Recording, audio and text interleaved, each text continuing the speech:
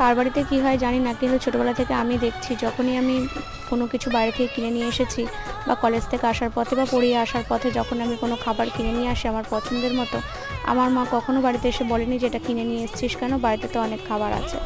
আমার মা সবসময় আমার পছন্দগুলো যথেষ্ট দাম দিয়েছে।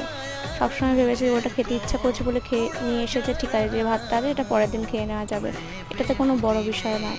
এই জিনিসগুলো সবসময় আমি ছোটোবেলা থেকে দেখে এসেছি, তাই হয়তো চিন্তাভাবনাগুলো একটু অন্যরকমভাবে ভাবতে পারি। সব কিছু নিয়ে মনে এত কনফিউশন যায় না, সমস্যার সৃষ্টি হয় না। তো দেখো, চলে এসেছি তোমাদের সঙ্গে নতুন ভিডিও নিয়ে কথা বলতে বলতে। আমি রনিতা। এখানে এনেছিলাম রাত্রিবেলা মোমো। তো মোমো আমার সবসময় ফেভারিট, তো রাস্তায় দেখে আমার লোভ লেগেছিলো বলে আমি নিয়ে চলে এসেছি। বাড়িতে সেটা সুন্দর করে সার্ভ করলাম। দেখো মা সার্ভ করে দিচ্ছে, আমি ক্যামেরা ধরে আছি, মানে বুঝতে পারছো কতটা সাপোর্ট পেলে মানুষ এত ভালো থাকতে পারে। তো তোমাদের মোমো খেতে কেমন কার কার লাগে আমাকে জানিও, ভালো লাগলে লাইক কমেন্ট শেয়ার করে দিও। টাটা।